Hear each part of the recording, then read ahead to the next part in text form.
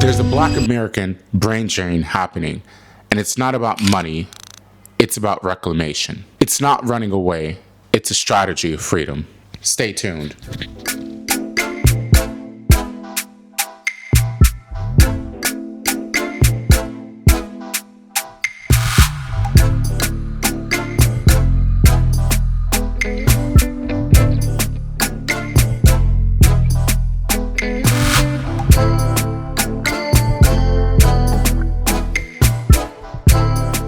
In the last year, we've watched a second election of Donald Trump era lean hardline into moves that make the global ripple. Tariffs as diplomacy, alliances strained, and a broader posture that signals America exceptionalism and America is better than you and we don't want you. For Black Americans, this is specifically a double down on not feeling accepted or wanted by a country that their ancestors built. And so what you're seeing a trend of Black Americans look towards moving to places and towards migrating. Now, some places that you might have are Accra, some places that you have are Cape Town, you have Porto in Portugal, you have Thailand, you have Bali, you have Singapore, you have Cartagena, you have Medellin, you have Brazil in Bahia, you have Tulum, you have Merida, you have Mexico, Ciudad de Mexico. There are tons of different places that I want you to know are enclaves of Black Americans. Why is that? Well, extreme policy has created extreme uncertainty in people's life. When people don't know if they're going to have a job one day or the next, they're going to be laid off then one day or the next, when they're called a DE&I hire, and when they're not valued in the workplace, you know what they do? They take their skills, they take their money, they take their capital, and they go elsewhere. And what do they do there? They build businesses. There are Black-owned businesses in Porto, Portugal, in Merida, Mexico, in Ciudad de Mexico.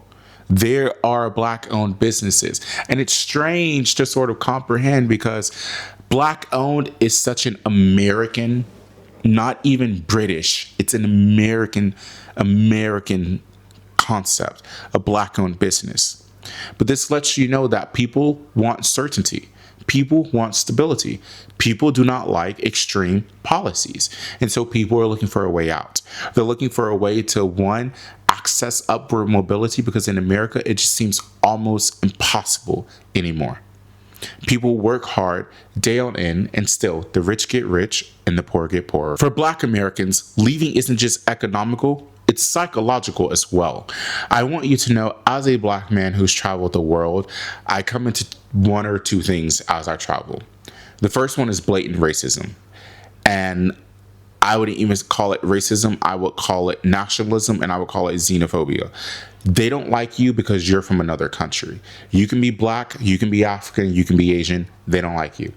However, I've also come into things where I sometimes feel put on a pedestal. People want to be my friend. People want to talk to me. People want to flirt with me. People want to date me. People want to get to know me because I am a Black American. An emphasis on American. One thing I struggled with when I was in Amman, Jordan, is that I really have noticed that when people perceive you as being African, there is this denotation or this connotation towards you that you are poor, you're impoverished, or you're not worthy. And so I was often treated that I was not worthy. And the second I spoke English, the second I said, "Hi, how are you doing?" and I had a Siri accent, they immediately, "Where are you from?" "Oh my gosh, you're American. Welcome. How can we help you?" And see, that's what I don't like. Because why is it that American exceptionalism has crept to every part of the world to where people feel the need to treat Americans as if they're higher than any other sort of person in this world? I don't like that. I will say, as a Black man, that is what psychologically made me feel safe. I felt seen. I felt heard. I felt valued. I felt cherished. I felt desired. I felt loved. You know?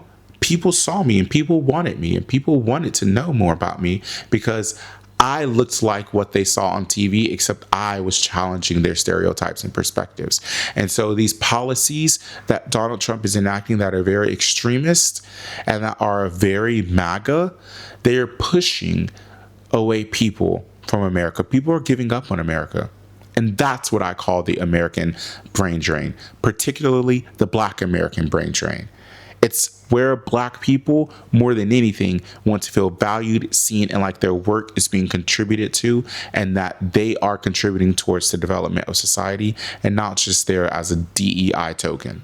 Okay. Now, this reclamation wave that many Black Americans and just Americans and immigrants in general are doing, which pen in that, you call yourself an expat. An expat is someone who lives or works outside of their country for extended periods of time. It could be 20 years, it could be 50 years, with the intent on returning home. If you leave America and you don't intend on returning home as America, you are an immigrant.